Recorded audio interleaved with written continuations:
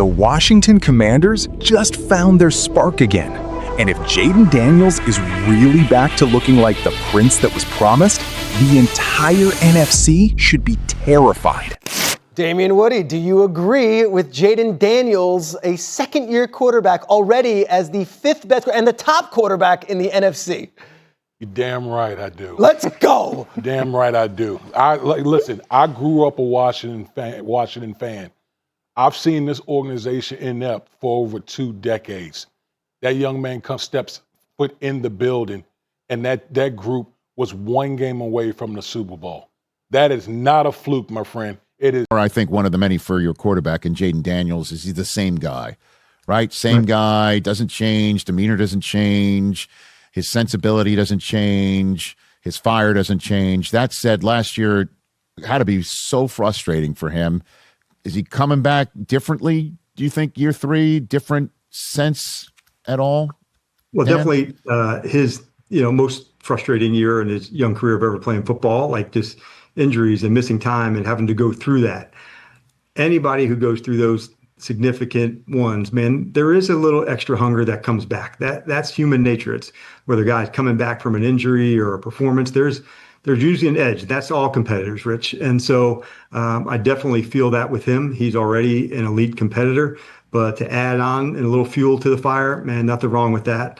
And I can definitely relate. So, I think for a guy who's already at an elite level as a competitor, nothing wrong with turning up the heat a little bit. Do you stoke it? Yes. Do you stoke it? Yes. In a good way. Like, I know what he can be and what his goals are and where he would like to go. So that's our job, right, as coaches, to push it and see if we can bring out the very best in the players. And it's one of the most satisfying feelings as a coach, knowing you can take a player from point A to point B and help them reach where they want to get to. Those are significant moments, and Jayden is exactly the right type of player to do that with. How do you stoke it, if you don't mind me asking? Do you literally say what people are saying, that sort of card? No. Do you play that? Okay, what do you say? No, I don't play that card. Right. So it's more the, at practice, the location of the ball, the accuracy. Those are the things when you're really going to be excellent. Can you push the standards that you're wanting to go compete with? So yeah, it's definitely an internal one, not a narrative from outside, but knowing what he's capable of, I'm qualified to do that push. You had some leadership goats and some Hall of Fame goats on that defense. I know we spoke to Von Miller recently. He wants to be a general manager. He was talking about hanging with Adam Peters a little bit, but I think he also still wants to play. And then you got Bobby Wagner, your reigning Walter Payton Man of the Year award winner. Any chance we still see them in burgundy and gold, or what? For players like that, you never close the door. And they are remarkable, Rich, not just as ball players, but as teammates. And the level of detail those two go to play. And different positions. But if you wanted to go find out about pass rush, just spend an afternoon with Von Miller and hand placement technique. What are you looking for? He could literally coach a number of the interior players. And even when we were watching some pass rush in a meeting room together, you'd see him share insight or share a comment. So he's got remarkable ability, not only to know what it is, but articulate how to apply a skill or a technique. And with Wags, he's one of the very best leaders I've ever been a part of. The standards that he sets as a ball player, as a teammate, the traits, preparation, mentally, physically, the practice habits. And I think of him and I think of tackling. I just do, man. Like, I've used his example all the time. And man, am I honored to have coached him at 2 different spots.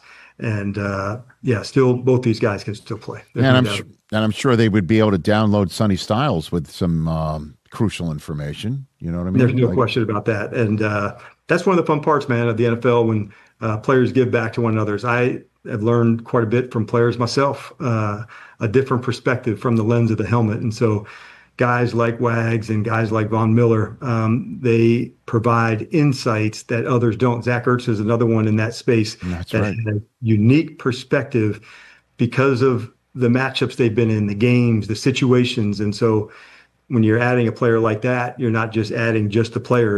It's a lot of times the wisdom that comes with that. And I enjoy those moments of digging deeper with guys like that. How's Zach doing?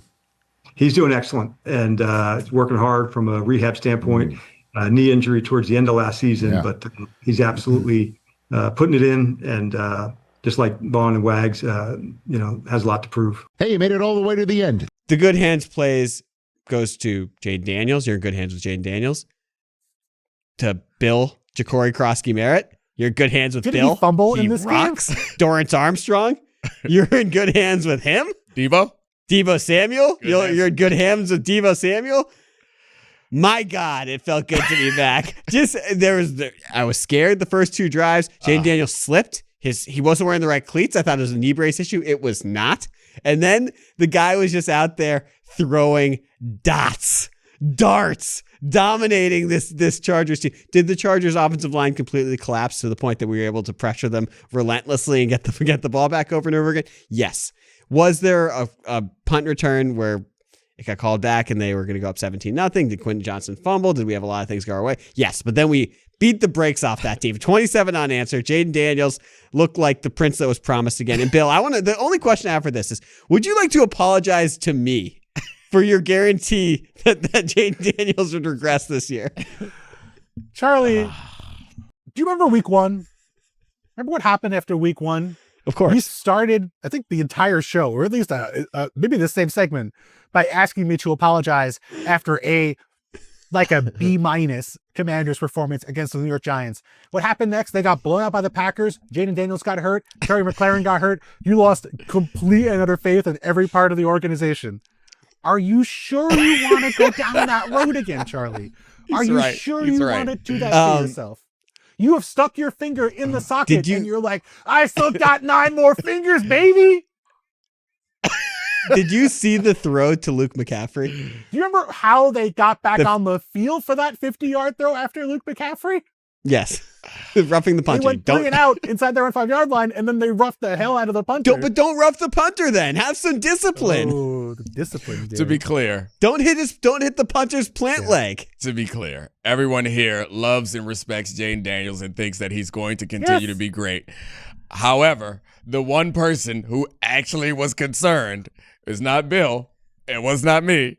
It was Charlie texting me fearful texts at the beginning of that game that I suggest. This is exactly like the Ravens thing we just had, where it's like Charlie was like, Jayden Daniels looks terrible. And I'm thinking, it's 2 drives, Charlie. Relax. He's shown us enough. He's going to be okay. No, relax, Chief. And then he plays his off the rest of the game, and then Charlie's popping in the text message. And like, you were the only one that was actually concerned and nervous about Jayden Daniels' performance. That's because I care. And by the way, let's not forget about Bill. Okay. Jacory Croskey-Merritt for that guy rocks. I cannot believe that there were games where he's getting like 4 touches, because he is absolutely electric with the ball out of the backfield. And it feels like we got our own little Jahmyr Gibbs. Okay. How about that? Oh my God. How about that? Oh my gosh. I feel like it was a compliment in disrespect at the same time, and also not accurate. You called him a little Jahmyr Gibbs. It's like, He might be bigger than him. I know, but I mean, you mean like a half. Don't let us get our Gibbs, man. Like a poor man's Gibbs. Don't let Luke McCaffrey get hot either. Oh gosh. Dominic, you must have loved that moment of going directly from the Ladd punt return to that Luke McCaffrey 50-yard catch. You flipped over from some Riley Moss highlights. You were like, this is the football I love. Oh gosh. Yeah, I mean, the receivers are different in the corner. It's true. The one corner, soft spot. Receivers, Ethan Bonner? Yeah, I mean, you got to start opposite the best corner in Denver to really get my heart. Because I've been Can I talk about the actual football that was played in this game as opposed to just Charlie senses? Sure. I thought this was a really promising performance because the Commanders found stuff that worked as this game went along. Like, their offense got significantly better as the game went along. Both their touchdowns, same concept. They were, I believe they were on the short side of the field. They were running into the boundary, and they would put all their guys on the other side of the field, and it'd be basically a really soft edge with Derwin James on the edge against John Bates, who's the best blocking tight end the Commanders have. And he would either move out of the way and get James out of the way, or he would block James.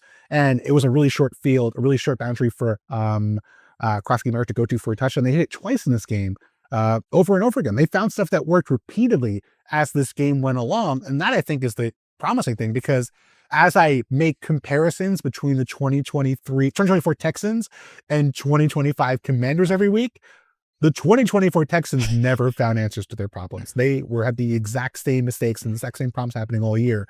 If Cliff Kingsbury is going to find solutions to stuff when it's not working early against a really good defense, that to me is the most exciting and promising sign from this game. I already know Jayden Daniels is good. What are your expectations at this point, Charlie, for this team? A wild card berth? I mean, Divisional round?